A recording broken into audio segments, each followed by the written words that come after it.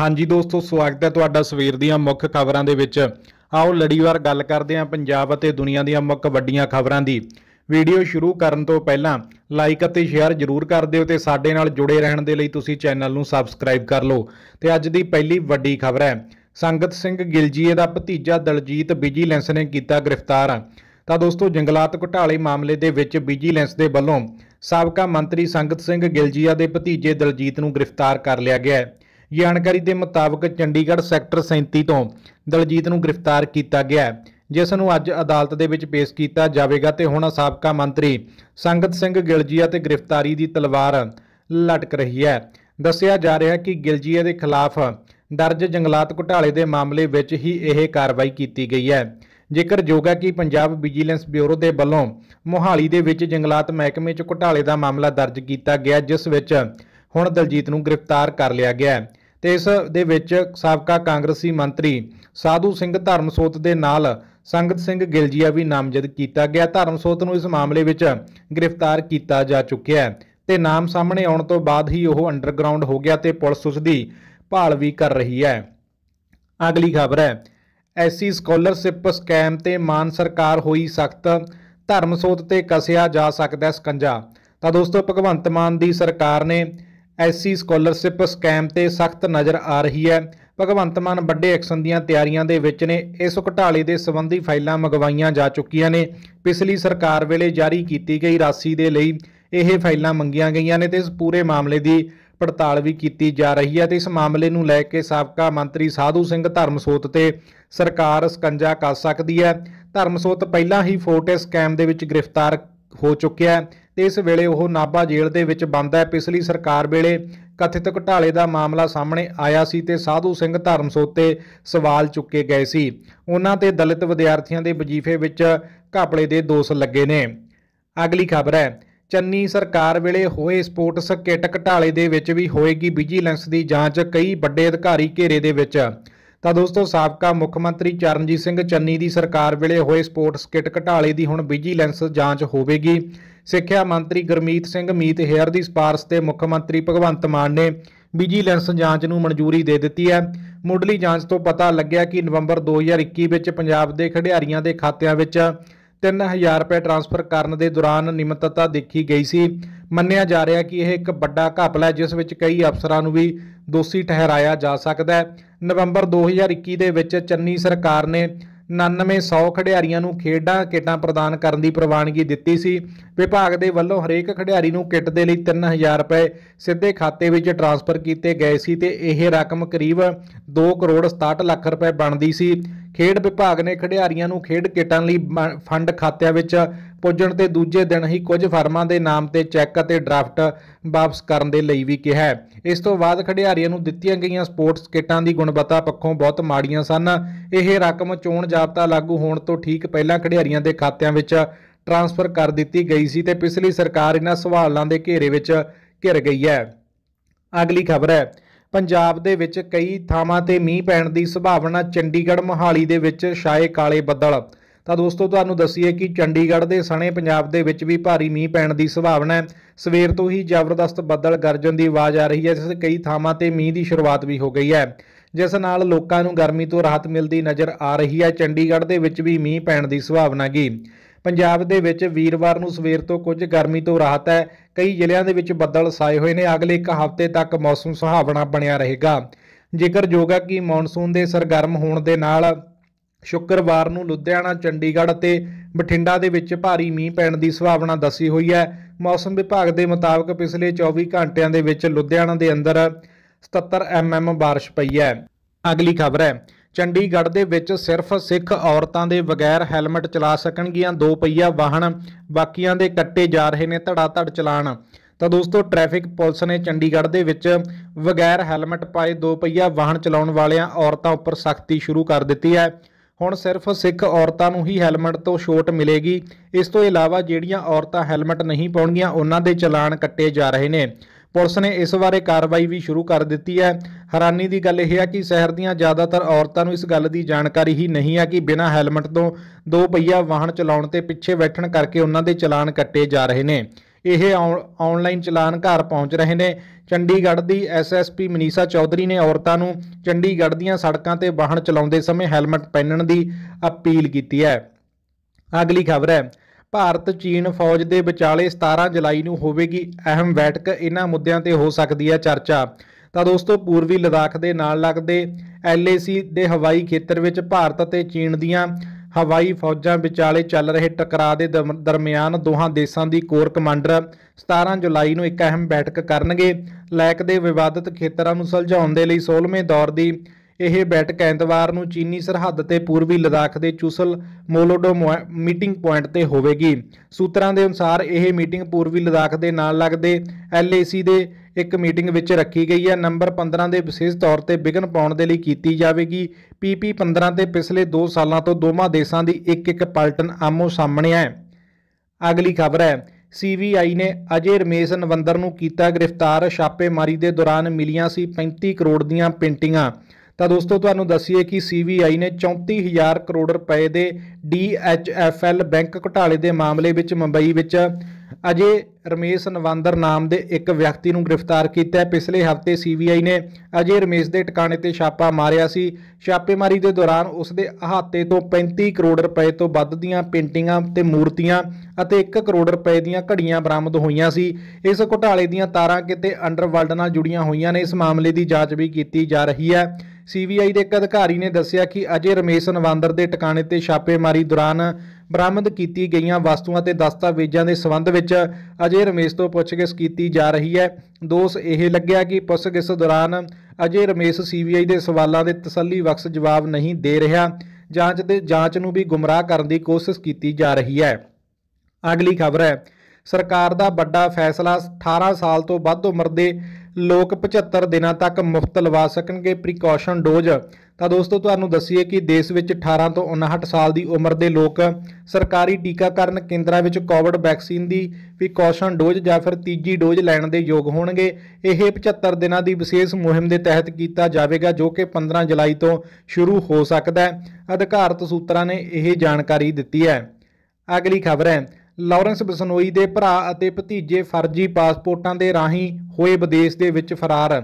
ਤਾਂ ਦੋਸਤੋ, ਸਿੱਧੂ ਮੂਸੇਵਾਲਾ ਕਤਲ ਕੇਸ ਤੋਂ ਬਾਅਦ ਹੁਣ ਤੱਕ ਦਾ ਸਭ ਤੋਂ ਵੱਡਾ ਖੁਲਾਸਾ ਹੋਇਆ ਹੈ। ਮੂਸੇਵਾਲੇ ਦੇ ਕਤਲ ਤੋਂ ਪਹਿਲਾਂ ਤਿਹਾੜ ਜੇਲ੍ਹ ਦੇ ਵਿੱਚ ਬੰਦ ਲਾਰੈਂਸ ਬਿਸ਼ਨੋਈ ਨੇ ਜਾਅਲੀ ਪਾਸਪੋਰਟਾਂ ਦੇ ਰਾਹੀਂ ਆਪਣੇ ਭਰਾ ਅਨਮੋਲ ਬਿਸ਼ਨੋਈ ਅਤੇ ਭਤੀਜੇ ਸਚਨ ਬਿਸ਼ਨੋਈ ਨੂੰ ਭਾਰਤ ਤੋਂ ਡਿਪੋਰਟ ਕਰਨ ਵਿੱਚ ਕਾਮਯਾਬੀ ਹਾਸਲ ਕੀਤੀ ਹੈ। ਪੁਲਿਸ ਦੇ ਅਨੁਸਾਰ ਇਹ ਫਰਜ਼ੀ ਪਾਸਪੋਰਟ ਦਿੱਲੀ ਖੇਤਰੀ ਪਾਸਪੋਰਟ ਦਫ਼ਤਰ ਤੋਂ ਬਣਾਇਆ ਗਿਆ ਸੀ। ਅਗਲੀ ਖਬਰ ਹੈ, ਹੋਟਲਾਂ ਅਤੇ ਰੈਸਟੋਰੈਂਟਾਂ ਦੇ ਵਿੱਚ ਸ਼ਰਾਬ ਹੋਵੇਗੀ ਮਹਿੰਗੀ, 22% ਲੱਗੇਗਾ GST।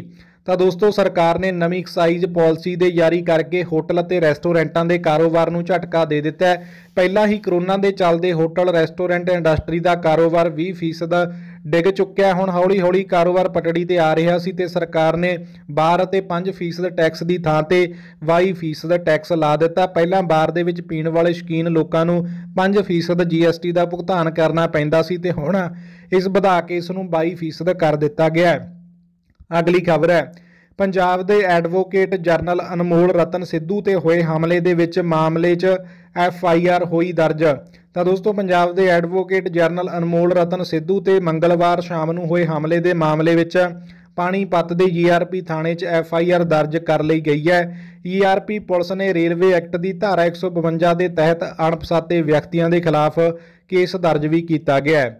ਜ਼ਿਕਰਯੋਗ ਹੈ ਕਿ ਪੰਜਾਬ ਦੇ ਐਡਵੋਕੇਟ ਜਨਰਲ ਅਨਮੋਲ ਰਤਨ ਸਿੱਧੂ ਤੇ ਮੰਗਲਵਾਰ ਨੂੰ ਸ਼ਾਮ 6:30 ਵਜੇ ਦੇ ਕਰੀਬ ਪਾਣੀਪਤ ਰੇਲਵੇ ਸਟੇਸ਼ਨ ਦੇ ਨਜ਼ਦੀਕ ਇੱਕ ਸਟੇਸ਼ਨ ਤੇ ਹਮਲਾ ਹੋਇਆ ਸੀ।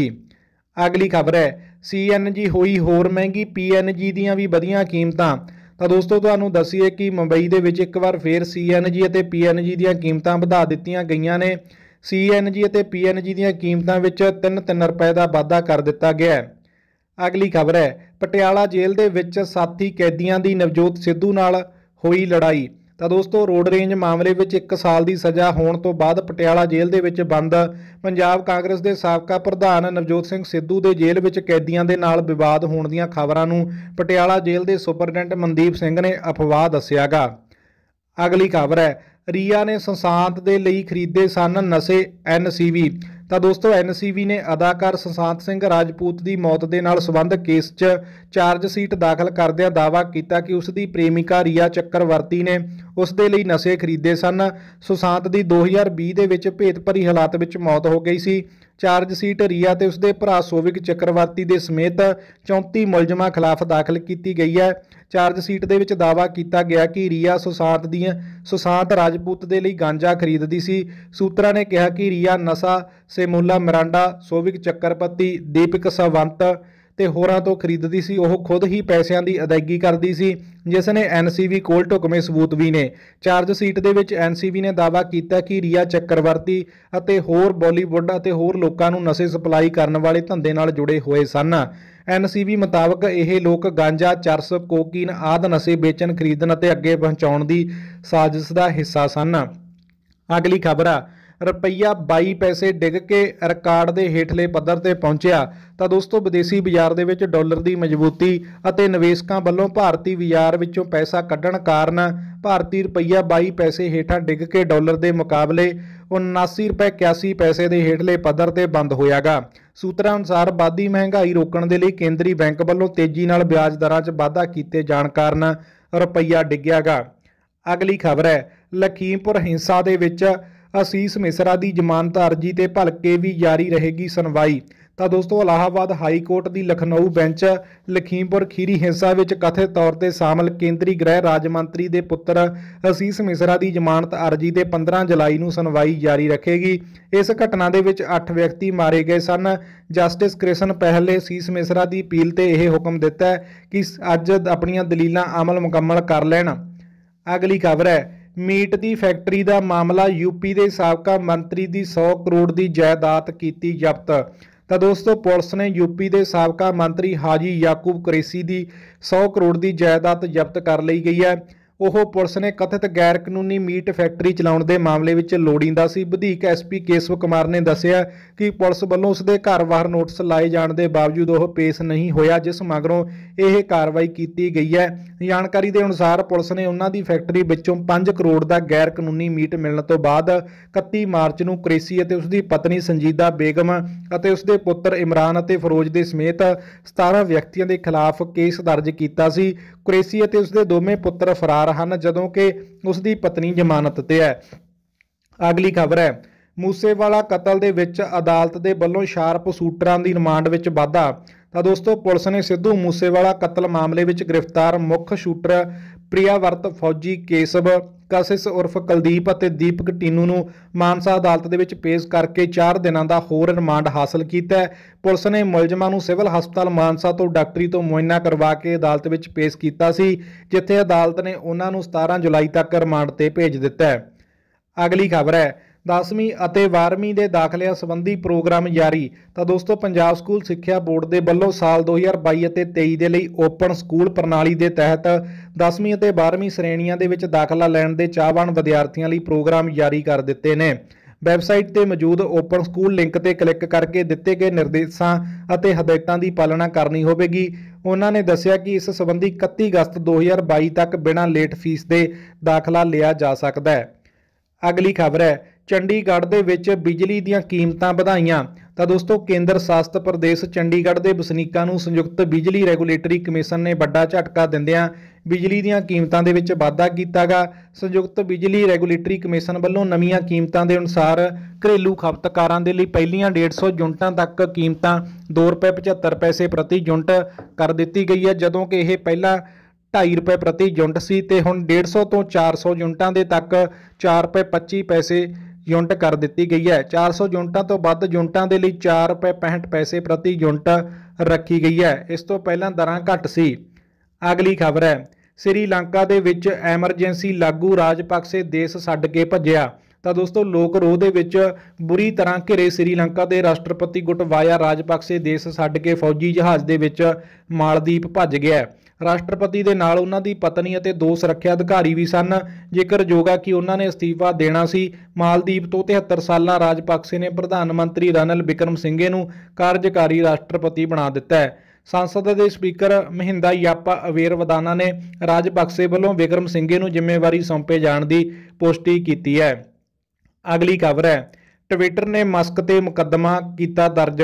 ਤਾਂ ਦੋਸਤੋ ਸੋਸ਼ਲ ਮੀਡੀਆ ਪਲੇਟਫਾਰਮ ਟਵਿੱਟਰ ਨੇ ਕਿਹਾ ਕਿ ਉਸਨੇ ਅਰਬਪਤੀ ਉਦਯੋਗਪਤੀ ਐਲਨ ਮਸਕ ਤੇ ਕੰਪਨੀ 44 ਅਰਬ ਡਾਲਰ ਵਿੱਚ ਅਕਵਾਇਰ ਕਰਾਉਣ ਦੇ ਲਈ ਦਬਾਅ ਪਾਉਣ ਖਾਤਰ ਮੁਕੱਦਮਾ ਦਰਜ ਕਰਵਾ ਦਿੱਤਾ ਹੈ। ਮਸਕ ਨੇ ਟਵਿੱਟਰ ਨੂੰ 44 ਅਰਬ ਡਾਲਰ ਵਿੱਚ ਖਰੀਦਣ ਦੇ ਸਮਝੌਤੇ ਨੂੰ ਰੱਦ ਕਰਨ ਦਾ ਐਲਾਨ ਕੀਤਾ ਸੀ।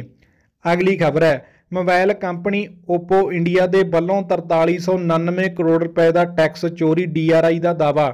ਤਾਂ ਦੋਸਤੋ ਤੁਹਾਨੂੰ ਦੱਸੀਏ ਕਿ DRI ਨੇ ਦਾਅਵਾ ਕੀਤਾ ਕਿ ਮੋਬਾਈਲ ਕੰਪਨੀ ਓਪੋ ਇੰਡੀਆ ਨੇ 4399 ਕਰੋੜ ਰੁਪਏ ਦਾ ਟੈਕਸ ਚੋਰੀ ਕੀਤਾ ਹੈ। ਤੁਹਾਨੂੰ ਦੱਸ ਦਈਏ ਕਿ ਓਪੋ ਚੀਨ ਦੀ ਮੋਬਾਈਲ ਕੰਪਨੀ ਹੈ। ਇਸ ਸਾਲ ਮਈ ਦੇ ਵਿੱਚ ਈਡੀ ਨੇ ਓਪੋ ਦੇ ਕਈ ਦਫ਼ਤਰਾਂ ਤੇ ਛਾਪੇਮਾਰੀ ਵੀ ਕੀਤੀ ਹੈ। ਅਪ੍ਰੈਲ ਦੇ ਮਹੀਨੇ ਵਿੱਚ ਮੋਬਾਈਲ ਫੋਨ ਰਿਟੇਲਰਾਂ ਦੀ ਇੱਕ ਐਸੋਸੀਏਸ਼ਨ ਦੀ ਚੀਨੀ ਸਮਾਰਟਫੋਨ ਨਿਰਮਾਤਾ ਓਪੋ ਤੇ ਆਨਲਾਈਨ ਫੋਰਮਾਂ ਤੇ ਆਪਣੇ ਉਤਪਾਦ ਨੂੰ ਸੀਮਤ ਕਰਕੇ ਅਨੁਸੂਚਿਤ ਵਪਾਰਕ ਅਭਿਆਸਾਂ ਵਿੱਚ ਸ਼ਾਮਲ ਹੋਣ ਦਾ ਦੋਸ਼ ਵੀ ਲਗਾਇਆ ਗਿਆ ਹੈ। ਅਗਲੀ ਖਬਰ ਹੈ, ਖੇਤੀਬਾੜੀ ਵਿਭਾਗ ਦੀ ਰੇਡ, ਵੱਡੀ ਗਿਣਤੀ ਦੇ ਵਿੱਚ ਨਕਲੀ ਖਾਦਾਂ ਤੇ ਕੀੜੇਮਾਰ ਦਵਾਈਆਂ ਕੀਤੀਆਂ ਜ਼ਬਤ। ਤਾਂ ਦੋਸਤੋ ਬਠਿੰਡਾ ਦੇ ਵਿੱਚ ਖੇਤੀਬਾੜੀ ਵਿਭਾਗ ਦੀ ਟੀਮ ਨੇ ਬੀਜਾਂ ਤੇ ਦਵਾਈਆਂ ਵਾਲੇ ਗੋਦਾਮਾਂ ਤੇ ਛਾਪੇਮਾਰੀ ਕੀਤੀ ਹੈ, ਜਿਸ ਦੌਰਾਨ ਵਿਭਾਗ ਦੇ ਅਧਿਕਾਰੀਆਂ ਨੇ ਵੱਡੀ ਗਿਣਤੀ ਦੇ ਵਿੱਚ ਨਕਲੀ ਕੀੜੇਮਾਰ ਦਵਾਈਆਂ ਤੇ ਹੋਰ ਬੀਜਾਂ ਦੀ ਖੇਪ ਜ਼ਬਤ ਕਰ ਲਈ ਹੈ। ਅਗਲੀ ਖਬਰ ਹੈ, ਪੰਜਾਬ ਦੇ ਵਿੱਚ ਲਾ ਅਫਸਰਾਂ ਦੀ ਨਿਯੁਕਤੀ ਵਿੱਚ ਕੋਈ ਰਾਖਵਾਂਕਰਨ ਨਹੀਂ। ਤਾਂ ਦੋਸਤੋ ਪੰਜਾਬ ਸਰਕਾਰ ਵਿੱਚ ਐਡਵੋਕੇਟ ਜਨਰਲ ਦਫ਼ਤਰ ਵਿੱਚ ਲਾ ਅਫਸਰਾਂ ਦੀ ਨਿਯੁਕਤੀ ਤੇ ਰਾਖਵਾਂਕਰਨ ਨਹੀਂ ਦੇਵੇਗੀ, ਜਿਸ ਦੇ ਖਿਲਾਫ ਸੀਐਮ ਭਗਵੰਤ ਮਾਨ ਦੀ ਅਗਵਾਈ ਵਾਲੀ ਸਰਕਾਰ ਪੰਜਾਬ ਅਤੇ ਹਰਿਆਣਾ ਹਾਈ ਕੋਰਟ ਪਹੁੰਚ ਗਈ ਹੈ। ਇਸ ਦੀ ਸੁਣਵਾਈ ਅੱਜ ਹੋਵੇਗੀ। ਤੇ ਦੋਸਤੋ ਇਹ ਸਨ ਅੱਜ ਸਵੇਰ ਦੀਆਂ ਤਾਜ਼ਾ ਤੇ ਮੁੱਖ ਵੱਡੀਆਂ ਖਬਰਾਂ। ਜੇ ਤੁਹਾਨੂੰ ਸਾਡਾ ਇਹ ਵੀਡੀਓ ਤੇ ਜਾਣਕਾਰੀ ਵਧੀਆ ਲੱਗੀ ਹੈ ਤਾਂ ਆਪਣੇ ਦੋਸਤਾਂ ਮਿੱਤਰਾਂ ਨਾਲ ਅੱਗੇ ਸ਼ੇਅਰ ਜ਼ਰੂਰ ਕਰ ਦਿਆ ਕਰੋ। ਤੇ ਜੇ ਤੁਸੀਂ ਚੈਨਲ ਤੇ ਪਹਿਲੀ ਵਾਰ ਆਏ ਹੋ ਜਾਂ ਚੈਨਲ ਨੂੰ ਸਬਸਕ੍ਰਾਈਬ ਨਹੀਂ ਕੀਤਾ ਤਾਂ ਚੈਨਲ ਨੂੰ ਹੁਣੇ ਸਬਸਕ੍ਰਾਈਬ ਕਰ ਲਿਓ ਤੇ ਨਾਲ ਬਣੇ ਘੰਟੀ ਨੂੰ ਵੀ ਦਬਾ ਦਿਓ, ਜਿਸ ਨਾਲ ਤੁਹਾਨੂੰ ਆਉਣ ਵਾਲੀ ਹਰ ਇੱਕ ਨਵੀਂ ਖਬਰ ਦਾ ਨੋਟੀਫਿਕੇਸ਼ਨ ਸਭ ਤੋਂ ਪਹਿਲਾਂ ਮਿਲਦਾ ਰਹੂਗਾ। ਤਾਂ ਤਦ ਤੱਕ ਲਈ ਧੰਨਵਾਦ।